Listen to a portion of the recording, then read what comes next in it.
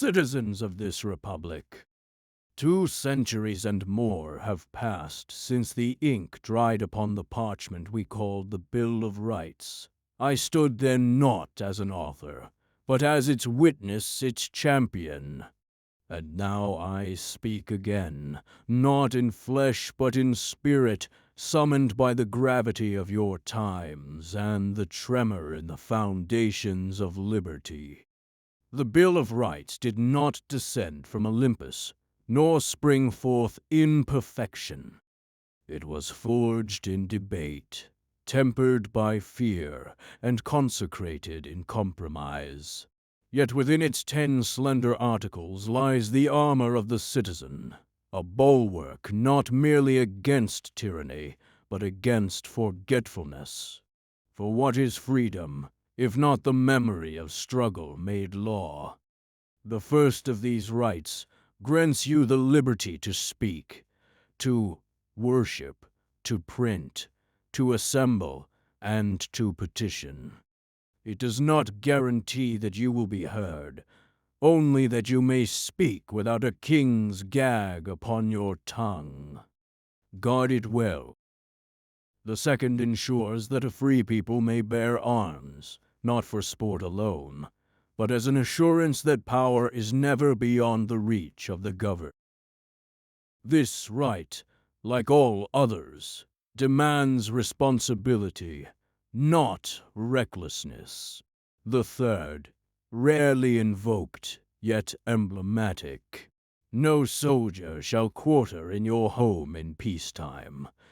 It stands as a quiet sentinel, reminding the state that your hearth is your castle. The fourth through eighth safeguard the accused. Protections born not from sentiment, but from centuries of injustice.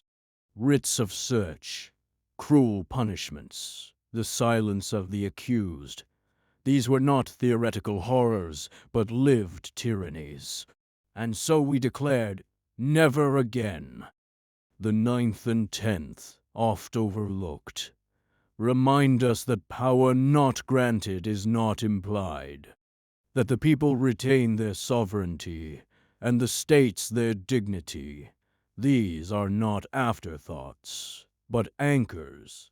And yet, what good is parchment without purpose? What good is a right unexercised, or worse, unrecognized? I behold a nation now beset not by kings, but by its own forgetfulness. A people so awash in noise that they mistake volume for virtue.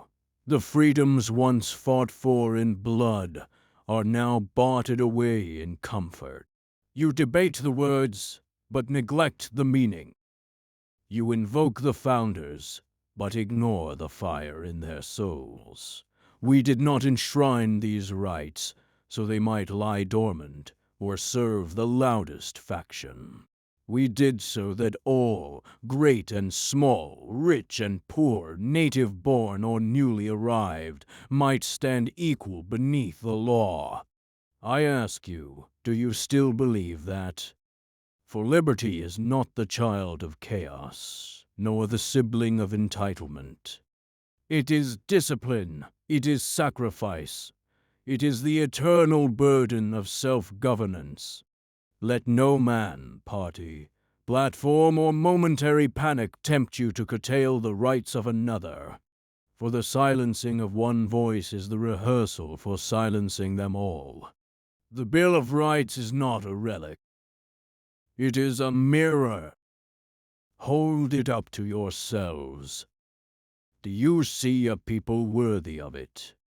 Do you see citizens who protect not only their own freedoms, but the freedoms of those with whom they disagree? Do you cherish the quiet rights, the trial by jury, the right to petition, the freedom from unjust seizure, as much as the louder ones? For I tell you, it is not Congress, nor the courts, nor even the president who shall determine the future of this republic. It is you. Always, It has been you. You are the stewards of this compact, and it will endure, or it will vanish, by your hand. I return not for praise, but for duty. Read the Bill of Rights, speak it, defend it, live it. For if the day should come when those 10 amendments are treated as suggestions rather than guarantees, the Republic will already be lost. Let it not be said that the flame of liberty died for want of memory. Let it be said that in your hour you remember.